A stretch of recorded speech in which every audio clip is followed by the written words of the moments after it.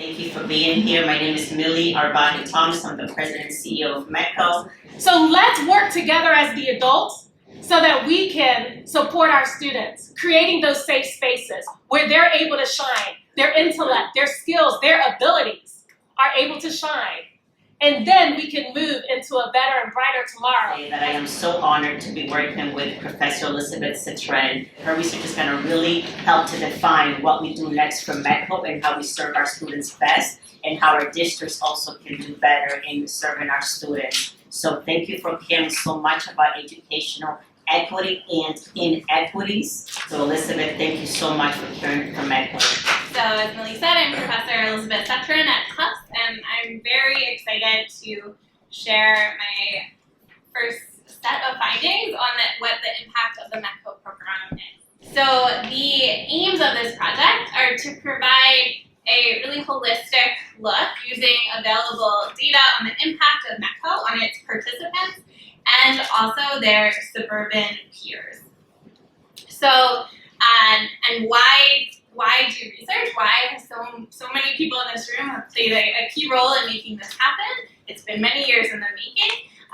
Well, I think this is really vital to help give METCO, give DESE, and also other districts interested in racial equity and using school assignment to promote equity and access. I think it's really important for those practitioners and policymakers to have access to high quality data.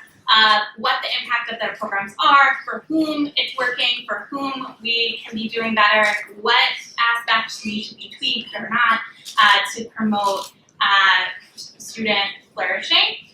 And yeah, the goal is that this research can be harnessed for future decision making and policies, and Millie will share later kind of how this is being digested and interpreted and used to better help and serve our students in Massachusetts. So this project, as Millie said, has been going on a long time. I'm doing this work as an independent researcher. It's a part of my own academic scholarship, but it wouldn't be possible without the support of many people in this room.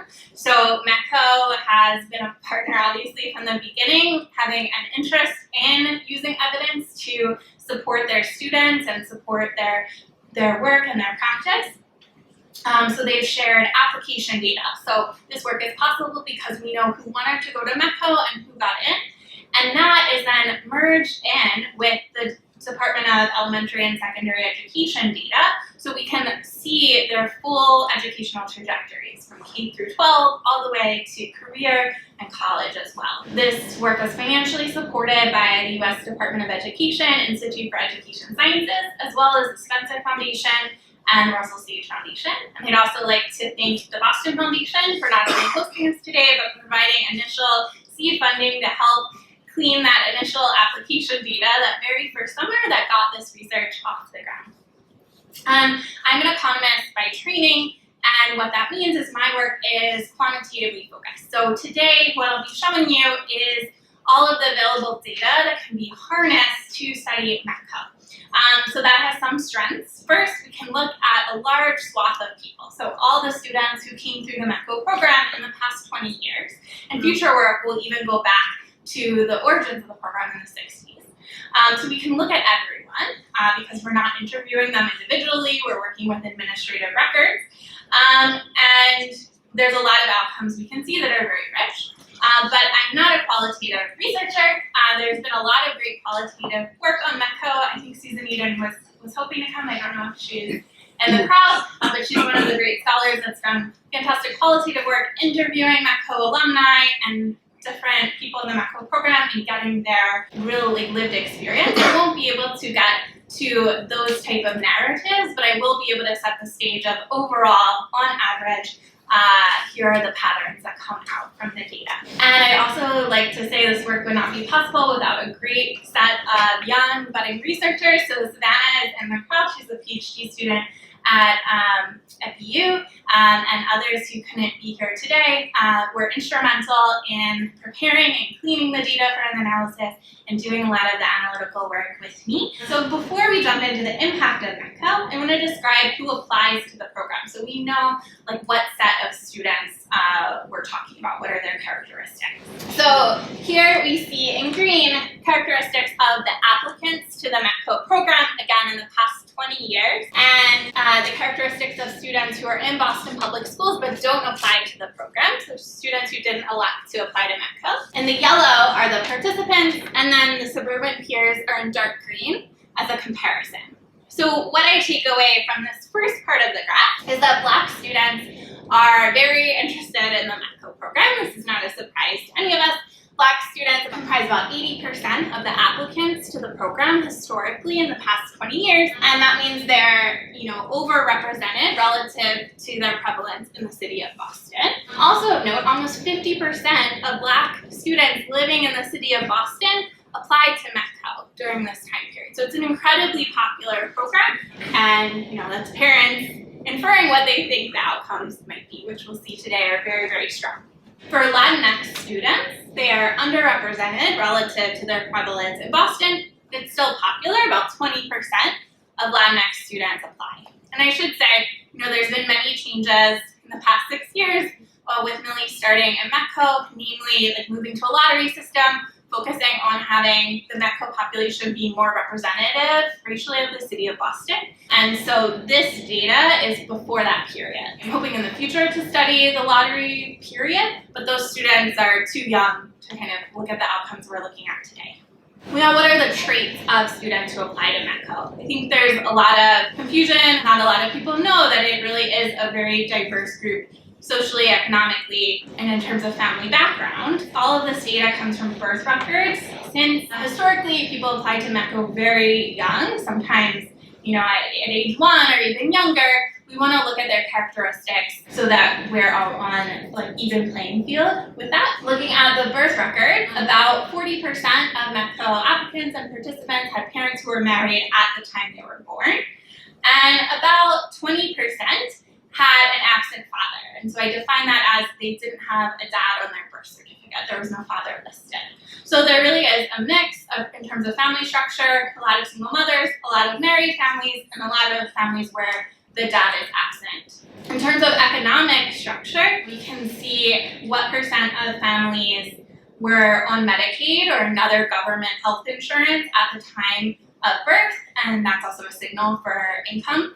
And so about 50% are at that low income status and 50% aren't. So again, a mix of economic diversity as well. What do their parents' educational backgrounds look like? Well, about 20% had a mom who had a 4-year college degree, and about 20% had a dad who had a 4-year college degree.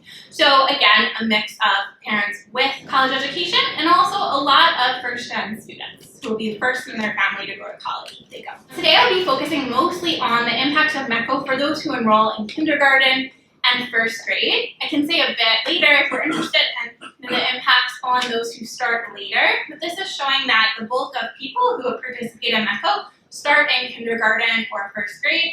And I will just say shortly, the effects are very similar for people who start later. They also experience really positive transformational gains from the program. When people get an offer in first grade or kindergarten, most will stay all the way through till they graduate high school. So about 14% will make a different choice. They'll get an offer to go to METCO, decide not to go. And some don't make it past a few years. They enroll, maybe it's not for them, or maybe they move farther away.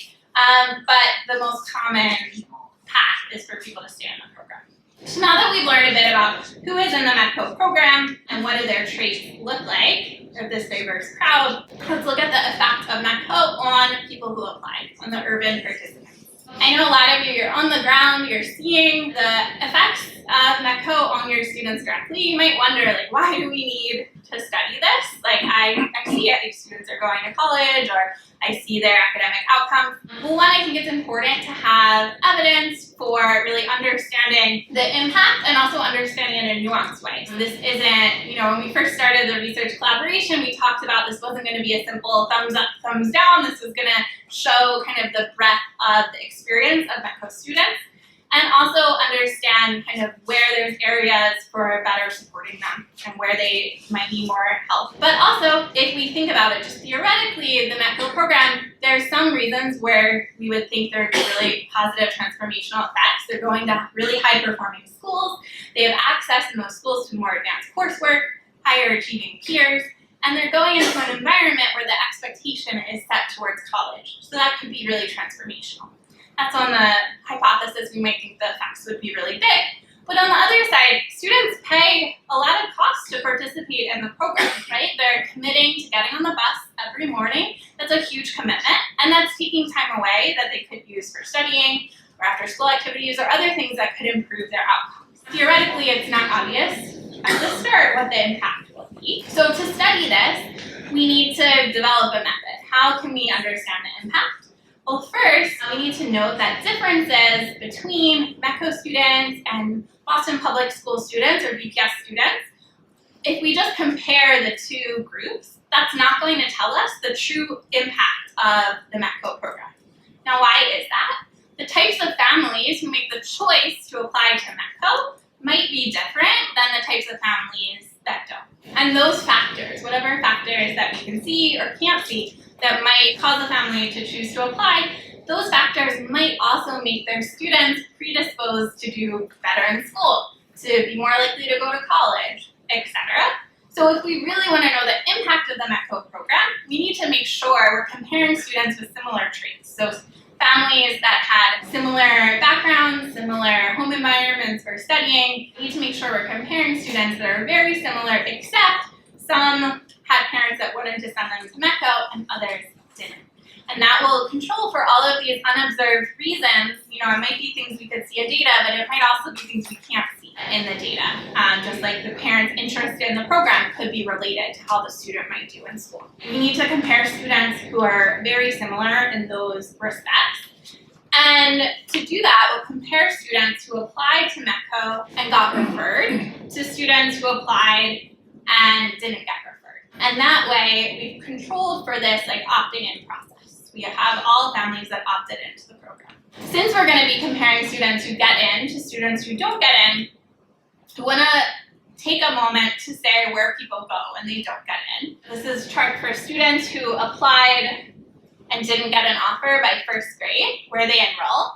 So by fourth grade and beyond, the majority are going to BPS, to Boston Public Schools. About 10%, 10 to 15% are going to charters in the city of Boston.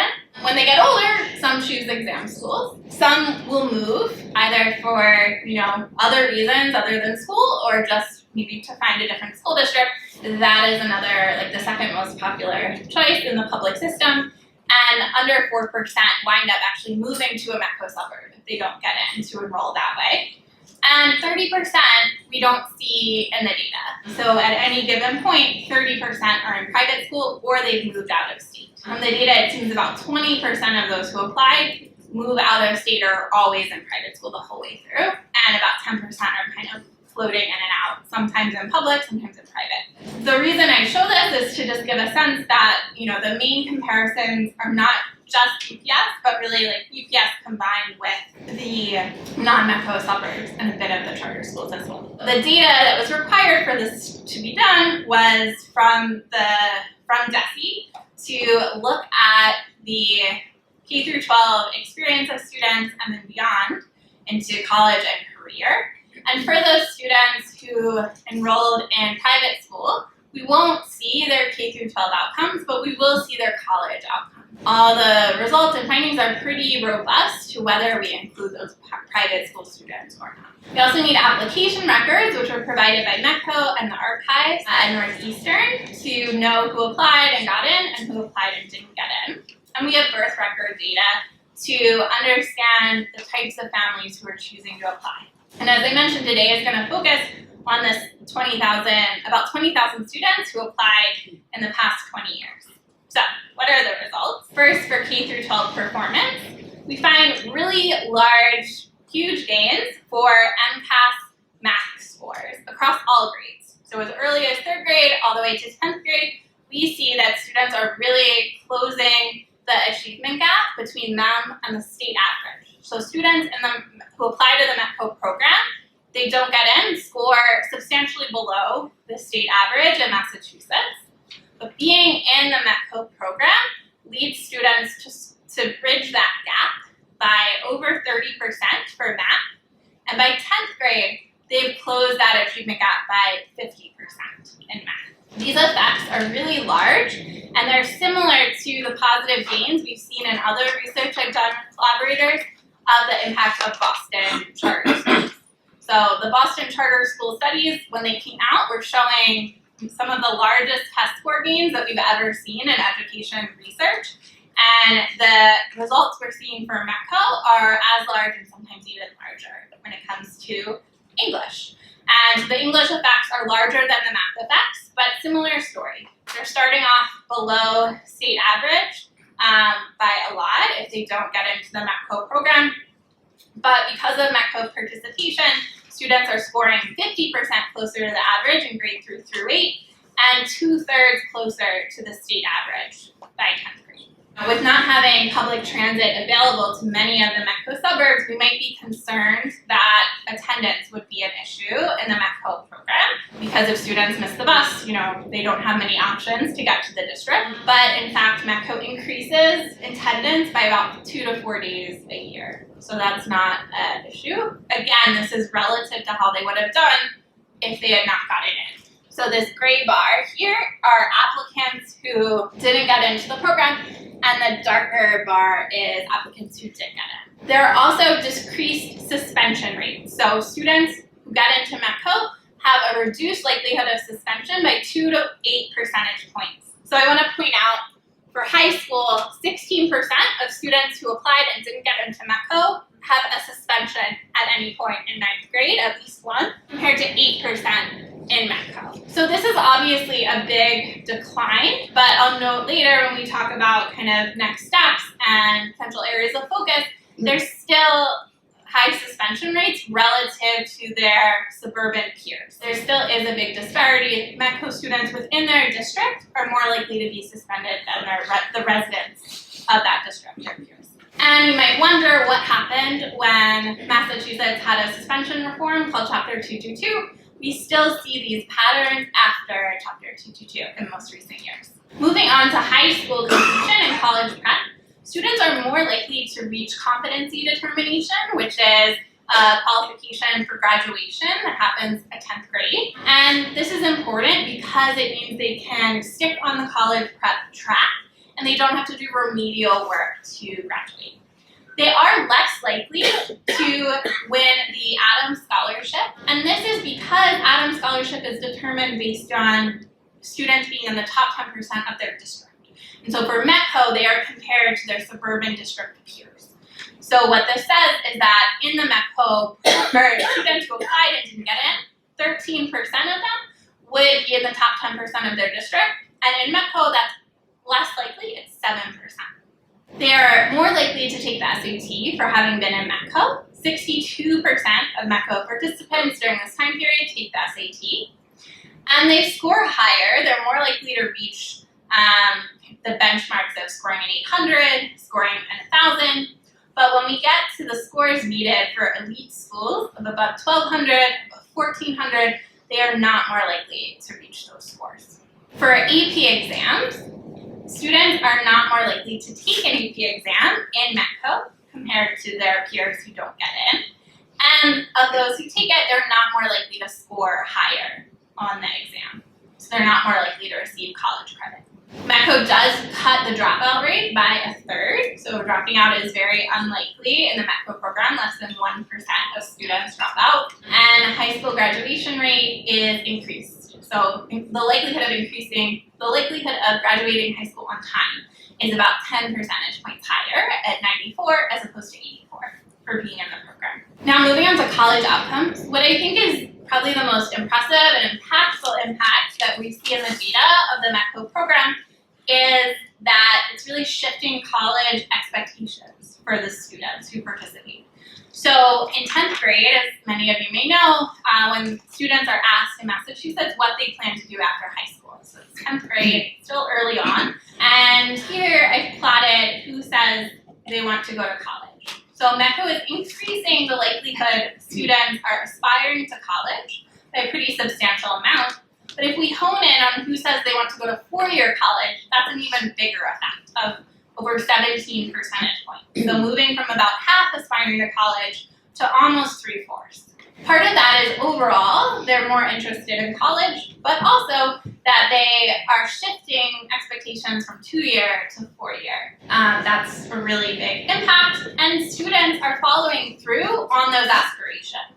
At the same exact rate that they aspire to go to college, they're going to college at that rate. And then if you're curious, in the slides after, you can see, how the breakdown is between public and private universities, in-state, out-of-state. But they're generally boost to all of those types of schools. More on what types of schools they attend. They are attending selective schools at a higher rate. So these are schools where not everyone gets in. There's a selection process. So these rankings are from Barron's, who ranks colleges based on their selectivity.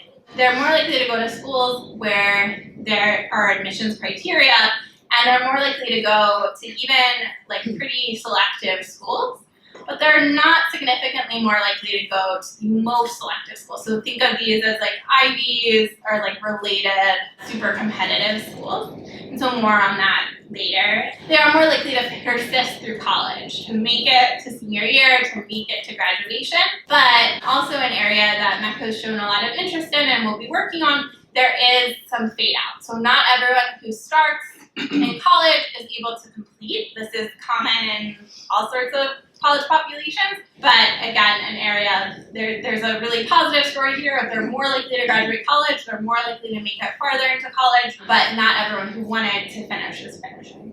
And here we see college graduation is increasing by 6 percentage points. Now, once they get into the labor market, we also see really positive impacts as well. It's not super surprising because if you have a college degree, we know you're more likely to earn more. So this data, on behalf of DESE, comes from the Department of Unemployment Assistance. So what that means is we only have data for people who are in jobs that pay a payroll tax in Massachusetts. So that's going to exclude people who work outside of Massachusetts. We won't have earnings data for them. And we won't have earnings data for people in federal, military, or self-employed jobs. But we'll see what we can with the data we have, which is anyone working in Massachusetts that's not self-employed or for the military. METCO increases the likelihood that people work in Massachusetts in a payroll tax paying job. So it's hard to nail down what exactly that means, but at least a few of the things are true, that METCO is reducing the likelihood of moving out of state, working in a federal or military job, being self-employed or doing gig work, or being unemployed. And so by digging a little further into this, what I've taken away from this is METCO students are more likely to stay in state, and they're also less likely to be self-employed. And early in their career at age 25, they're less likely to be unemployed. So those are those statistics. 60% of students who participated in the program are working in Massachusetts in one of these types of jobs at age 35. Their earnings are also higher. It's not just driven by the employment rate being higher, it's also true for among those who are working, they're earning substantially more. By age 35, average income is $65K for those in the data versus $41K for those who applied into together. In total, it's very transformative outcomes in terms of college going, in terms of earnings. But we can dig in a little more and describe what is the METCO experience for these students. So how is it changing their actual day-to-day life in the school, aside from the fact that they're in a different school system. They are in a school with more advanced course options, so more AP courses that they could take, but their course taking doesn't really reflect that. So they're not any more likely to take AP exams. Perhaps it's not surprising. They're also not any more likely to take AP courses. About 32% of students in the sample are taking at least one AP. Along those lines, the data show that these students are more likely to be in the relatively lower performing math classes, relatively lower performing English classes. Now, I look at that by looking at who their peers are. So I see patterns of, is a school putting students with relatively lower pass grades together in a course? And I see that if people participate in METCO, they're more likely to be in a class that is below the grade average for math from the last year. So there are 14 percentage points more likely to be in the bottom half math class, like a math class that's below average for their grade, and there are 10 percentage points more likely to be in a bottom half English Language Arts class. This is true for elementary, middle, and high school. It's unclear exactly how to interpret this. I think hopefully this fact just gives some information for districts to think about course assignment practices and see if there's an area for improvement in their districts. Like on the one hand, I'm not advocating everyone take all the AP classes available, right? That might backfire, that might be too overwhelming for a student. We want students to take courses that are meeting their interest and their ability level, but I think this pattern is potentially worth looking into to see if we can have a better fit and more rigorous course assignments and access to AP classes for our students. Regina talked about teacher characteristics. Students in METCO experience fewer teachers of color. They have fewer teachers of color throughout their experience. They also have fewer brand new teachers. And on average, their teachers are paid better. I want to note that this would not be true when you compare directly to BPS. This is driven by the other types of schools, so charter and out of the Boston districts. For school characteristics, they are attending schools where they have smaller class sizes by about 2.5 students. They have better guidance counselor ratios, and they have more spending per pupil. Again, that doesn't hold true for Boston. This is an average that comes out in the data because of the other choices students make. Also potentially worth investigating is that students in METCO are more likely to be classified as special ed. Specifically, they're more likely to be in a full inclusion classroom. And so with this, just like with APs, it's hard to tell is that the right amount of services to meet their needs, or is it overclassification? Again, that's more of like a district level thing to look into to really understand, because I think it's a lot more nuanced than overclassification or underclassification. There are some students for whom METCO really has a bigger effect. We've seen up until now huge effects overall on average, but a lot of these effects are really driven by the first-gen college students. So students whose parents did not go to college, that 80% of students I talked about at the beginning, they experience the most transformational gains from the METCO program. And it's hard to say exactly what is the special sauce of METCO. There's so much work that's happening, so much that's going on. But I do think this points to a big part of it could be moving into this environment where the expectations are shifted towards college.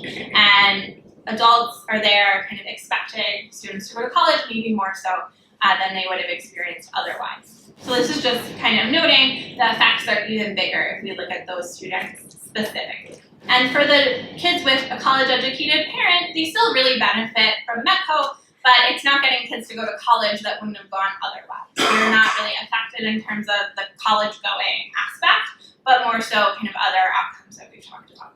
Similarly, boys benefit most from the program, so girls also benefit, but the effects are largest for boys. And this is consistent with some other research we found where the impact of neighborhood and place and also role models tends to be larger, particularly for Black boys and Latinx boys. Another reason why this might be the case is the girls who apply to METCO tend to do better if they don't get into METCO. So they have like a higher baseline that they're working from, so there's less room to grow. They were already planning on going to college at a higher rate, just like those who had college-educated parents were already likely to go to college, versus the boys are starting from a lower baseline and they grow more in the program. So I want to look at the impact on the suburban students. So I think this is important to study because we're seeing growing opposition to school integration efforts. And there are many concerns people cite, but one key concern people often cite is concerns that the suburban students will suffer by having students with maybe lower test scores, more behavior issues in the classroom. So just citing the concern, and so I want to do this work to show kind of, okay, like actually looking at the numbers, is there impact of having METCO students on the resident students in the district?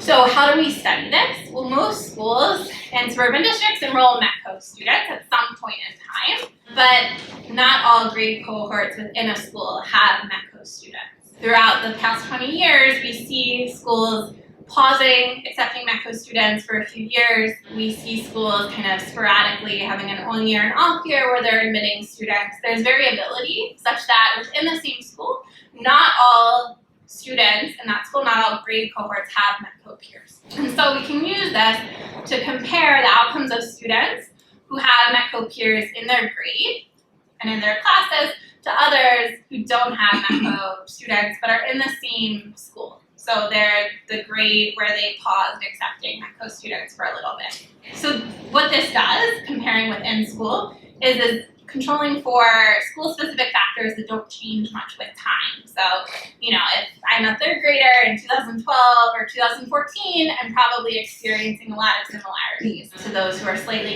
younger or older than me. For factors that vary with time, we'll use METCO schools that have a consistent enrollment policy. So they're always accepting METCO students, or they're never accepting METCO students during that time period. So the reason for that is, let's say one year there's more snow days, or there's a worse flu season, and so learning is just a little lower that year because there's less instructional time. That comparison to other schools will adjust for that as well. And together, what that method does is it estimates the impact of having any METCO participants in your cohort. So what's the impact of having METCO peers? So in short, we find very strongly there's no evidence of any impact on test scores, suspensions, or attendance.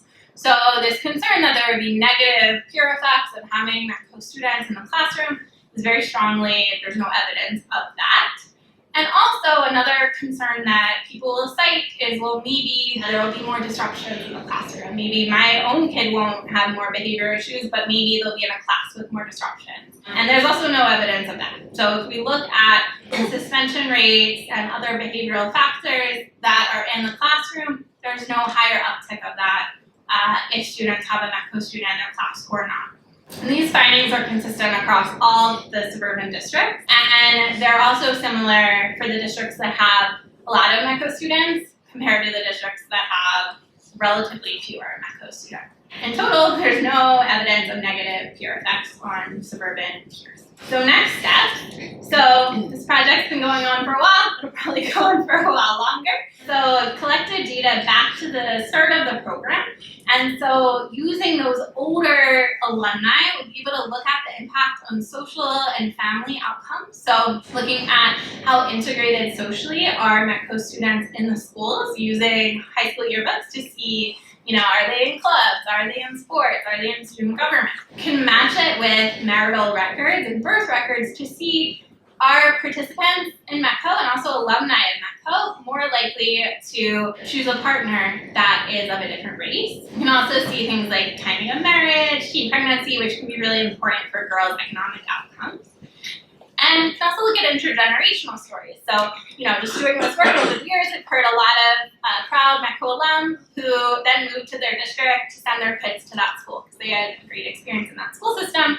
So we can look at that in the data. Is that more likely to happen that students move to these high-performing suburban school districts? And what happens to their kids? What are the intergenerational impacts of the program? We can also look at civic outcomes. So particularly for the suburban students, I think part of the mission of METCO is that, it will diversify students' friend group, make them more able to function and thrive in a multicultural society. So curious, does that change political behaviors and political views? So we can see if they're more likely to be contributing to political campaigns of candidates of color, active voters, etc. And lastly, some areas for potential improvement. So that course assignment process where there's evidence of more tracking to lower performing classes. I think districts can look at ways to make sure METCO students are in challenging curricula that fits their needs. Can also look at reducing suspensions so that there's not a racial disparity between METCO students' suspension rate and the resident students. If you'll recall the SAT scores, they were more likely to take the SAT, but not more likely to get the highest scores. And those scores we know are really important for getting scholarships, for getting into elite schools. So I know there's already great work underway to support students in more SAT prep. And also for college application support, students aren't matching to the most selective schools. The reason why I think effort could be focused on that is because those schools often have the most generous financial aid. So that could also be transformative for students to get placed at places with more holistic financial aid. And so help with SAT, help with college application could all lead potentially to more positive impacts through that. And lastly, we talked about not all students who start at college finish. So I know there's great work underway to support them after they graduate high school. Here's just a summary. Thank you all so much for your attention, and to everyone in this room who's been a part of helping make this happen. And yeah, I'll turn it back over to Millie. Really quickly, just talk about, Elizabeth wanted me to at least offer some things that METCO is doing right now to at least address some of these findings. So obviously you've seen that overall we are doing better in all areas in terms of students that apply and get in, and those who apply and don't get in. But there's still some things that we can do once we're in there to make the outcomes even stronger and better. And as a METCO mother myself in the Brookline school system, I had 2 kids go through the METCO program. One is still there at the high school. I have seen a lot of these things that we need to do to continue to move things forward. So right now, in terms of the college preparation, we are offering SAT preparation classes with our partner 3 Point Foundation in Livia's Prep. So these are very, very high-end coursework that the suburbs actually use. So we are very specific about what we offer to our students to ensure that it's at the same level of what the suburban students are getting. So I want to thank them for being here today. And Ulmari Tejeda, she's our Chief Student Services Officer and our Chief Enrollment Officer. And she's in charge of everything that has to do with getting students in and supporting them all the way. So she's currently working to create a partnership for tutoring as well, so that we can provide individualized tutoring. Like the suburban students get a lot of that, and they have private tutors. We don't have a lot of that happening in METCO, so that also is costly, so we're looking for that. We're also looking to expand our alumni support. We have a new staff here, Carly, who is actually our college career and alumni coordinator, and she has 3 titles, so that's a lot. So we wanted to divide up that particular position and really focus on an alumni department. So someone that can look at the K through 16 model, so that we don't drop students at the 12th grade, but that we continue in those early years right after college and do work with them with internships when they come back to Boston, with jobs, with scholarships, with care packages, and just whatever it is that's keeping the retention from going from the kids from staying in college all the way through. So we really want to expand to a full alumni department. We have over 10,000 alumni that we have not been able to fully grasp just because of staffs and support. In terms of the suspension rates, we actually are right now offering classes, professional development through Suffolk University Center for Restorative Justice. We have trained 120 educators already throughout our entire district on restorative justice practices, and we've also done 2 professional learning series for leaders, so that the leaders can ensure that the staff who's taken it can implement it on a 3 to 5 year plan. That's going to be a big overtaking because that is not a one-off. So we're doing a 3 to 5 year plan and doing coaching hours, so we want to be able to continue to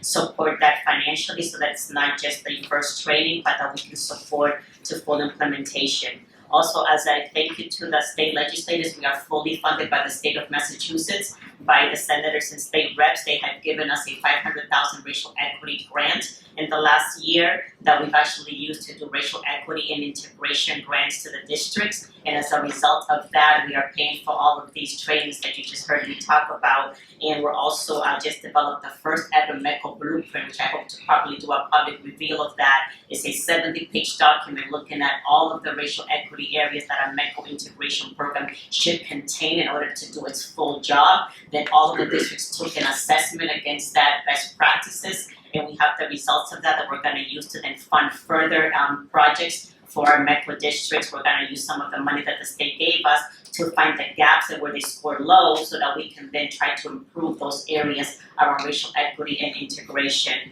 And that same money is going to be used to, at the request of the request of DESE, Department of Education. Those grants can be applied to look at anything of Elizabeth's research or any academic and college gaps as well. So that's also going to be something that we're going to be utilizing for that grant. And so we're going to be doing a lot of that work coming up in the coming months. So that's a little bit of what we are doing. Things that I also saw there, that whole thing with the AP coursework, we've got to start looking at that. Our students should be taking those AP classes at the level that they feel they should and not being kept from that. I would love for every single METCO community to have a calculus project or something of that sort where we're directly closing achievement gaps. So those are a little bit of what we are doing right now to address these findings, and we're going to take them very seriously to ensure that we are addressing these gaps and that we're working with our districts on all of the other gaps that we saw that although we're doing better than the other students that didn't go in, there's still a lot of work to do once you're in there at the district level, and our leadership at METCO is really taking this seriously. I meet with superintendents regularly, with medical directors regularly. We have retreats, we have trainings, and everybody is optimistic about really addressing and adopting what we're calling METCO 2.0, which means improvement and making and doing better, and ensure that we're pushing to make some changes for the best of our students, and the suburban students are benefiting from the presence of our students being there, the diversity that exists in the world. And thank you so much for Elizabeth and to our panel. Thank you, everybody.